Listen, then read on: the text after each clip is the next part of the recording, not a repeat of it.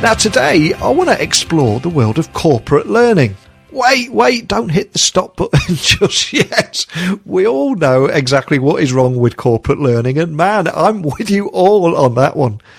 But I actually want to talk about how technology can change all that boring corporate learning stuff.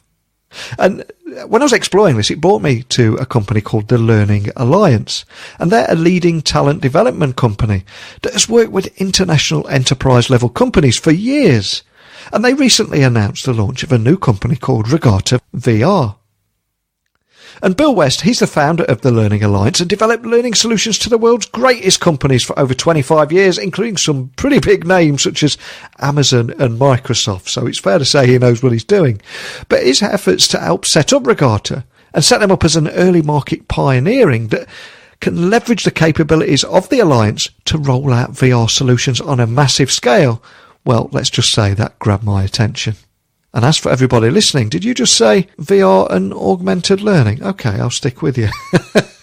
If you did, hopefully I've redeemed myself. So buckle up and hold on tight so I can beam your ears all the way to Indiana so we can talk with Bill West, the founder of the Learning Alliance. And he's going to tell us all about bringing virtual and augmented reality into businesses and corporate learning and so much more.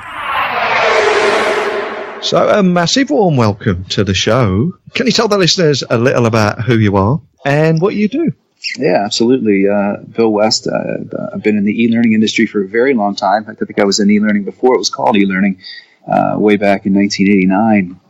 I own several companies that build custom e-learning, including the Learning Alliance and Regatta VR.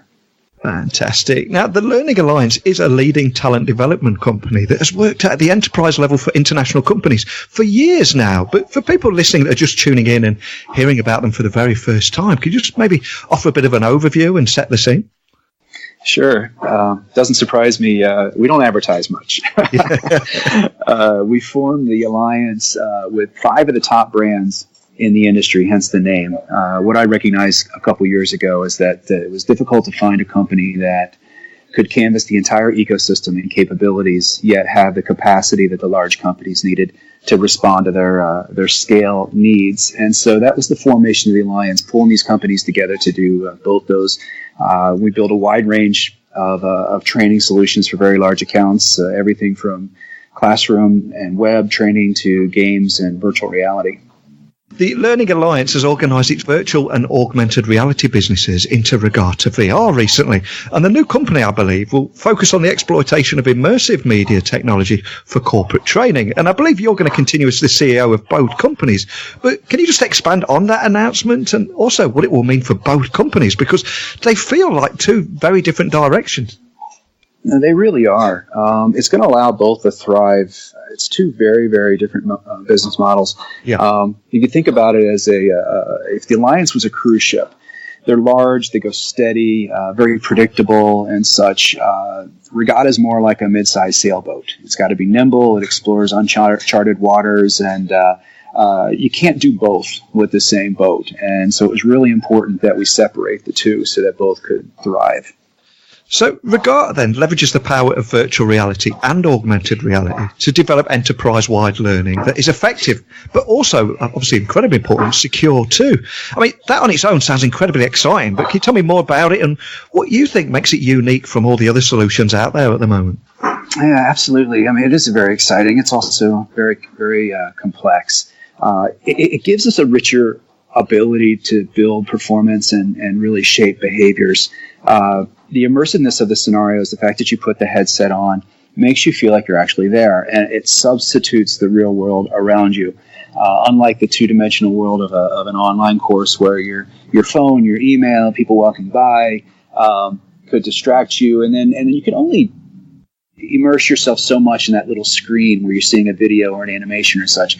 You put that headset on and your world completely changes, which makes our ability to do a lot of things much better.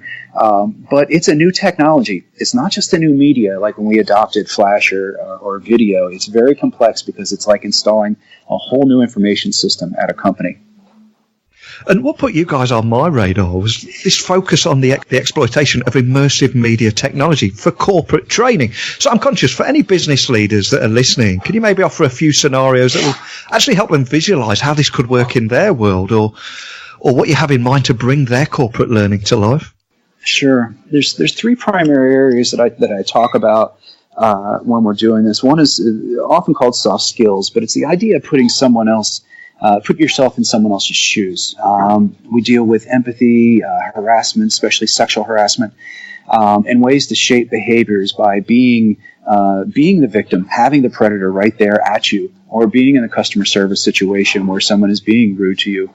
And it feels like you're really talking to that person, and we're able to leverage different aspects of the technology that can actually produce a visceral reaction, and which makes it really exciting. So in terms of shaping behaviors, it's far more superior than some of the other technologies we've worked with. Hard skills, you talk about manufacturing sites or medical device manufacturing and such.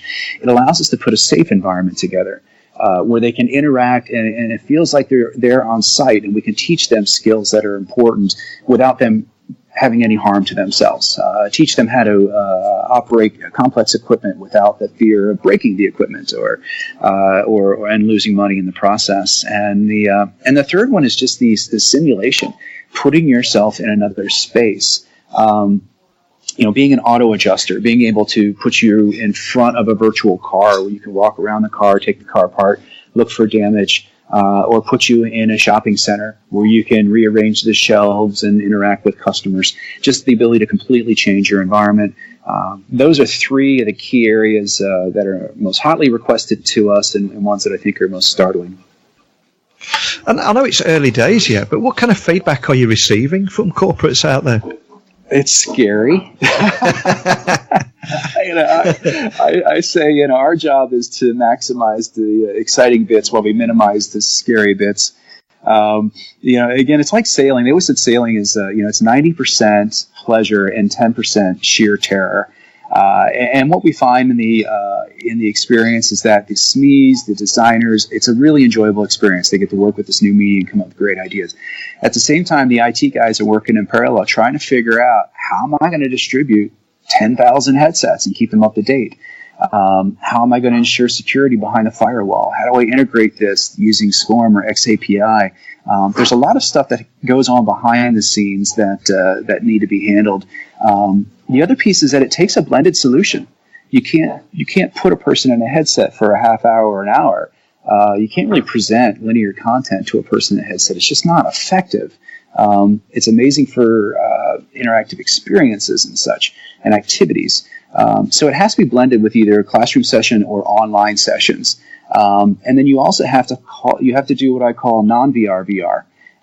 You're not going to have enough headsets for everybody. And some people just flat out won't put the headset on. And you may have a compliance course that you need to roll out in a very short period of time, and you just can't disseminate enough headsets fast enough. So whatever you do in the headset has to have an equal representation on the desktop and even perhaps in a mobile device, so that you can address the entire audience the way you want to be able to address the audience. And that's really important and something that's often overlooked.